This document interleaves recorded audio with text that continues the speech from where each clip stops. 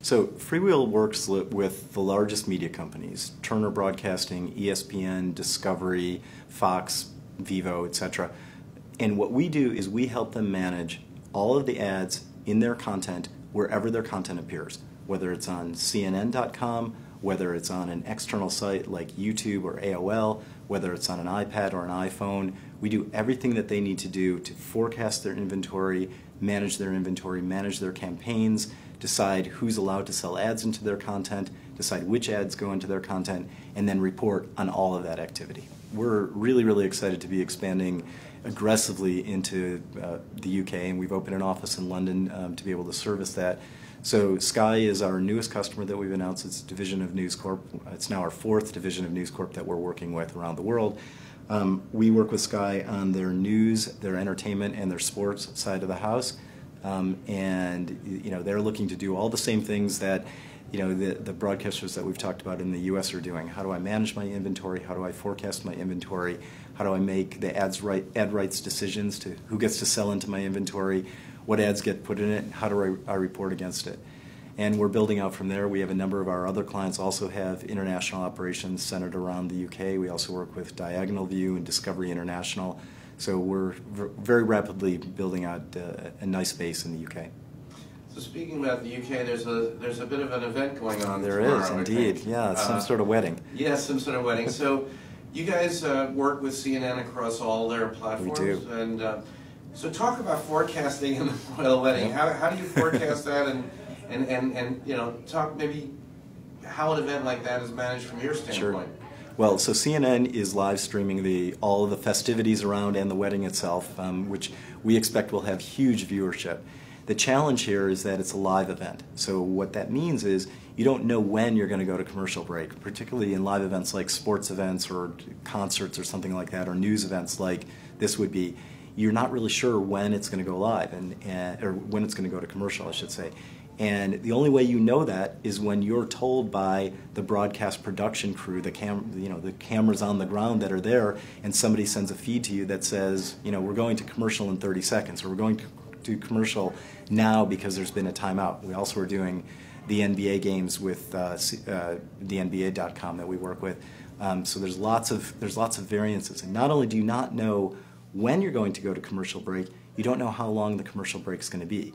In sports, it's a little more defined, where this will be a 60-second break or a 90-second break, and then you have to figure out how many spots you can put in to that feed. Can you put 3:30s or 4:15s or whatever it works out to? It's very, very challenging, and we have people that are on call and work these live events and work directly in coordination with the people in the broadcast trucks, if you will. So we built our operations, our core development operations in China. We're based out of Beijing. I was just there last week. We built those out from day one very specifically for a variety of reasons. First of all, one of my partners, Diane Yu, who was the head of engineering at DoubleClick for about 9 years, grew up in China, and when she came to FreeWheel, she said, I can build out a stellar engineering team and build it out in China, and it'll have some amazing benefits. First of all, there was a time to market. We were able to get a team up and running in a very quick time frame, just because there's so many people at that time in 2007. The job market was booming and filled with engineers, and we didn't have the competition from other companies that we would have had here in the U.S. So we were able to get a team up and running very quickly. The team was incredibly talented. It is by far the best engineering team that I've ever worked with, bar none, from any other place where I've worked with an engineering team around the world. And I think most importantly for us, from day one, we created a 24/7 organization.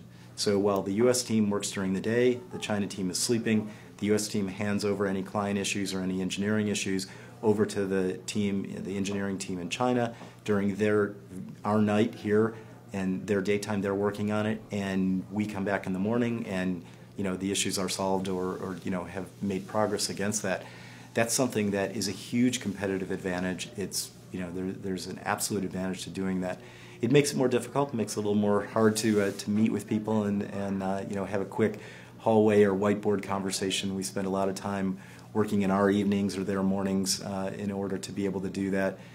Makes travel a little bit onerous at times, but I think it's created a global operation for us from the very beginning, and it's a very efficient way for us to work.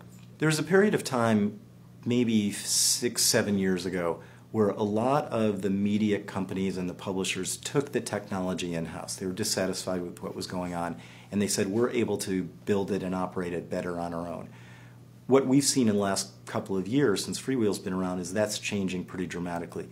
There are big companies like ESPN and others that say, we don't want to work with an in-house technology. We want to get a best of breed that's out there. We want somebody else to be thinking about these issues. So we can go, in ESPN's case, think about sports and creating great content and things like that.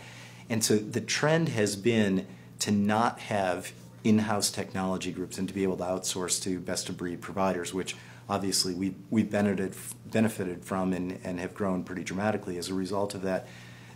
I expect to see that trend continue over time as the content companies stick to their knitting, if you will, and really focus on what they do best. Over time, we think that more and more of these content companies will diversify and will focus on what they need to do, and they will let companies like FreeWheel manage their core advertising infrastructure, and we're happy about that.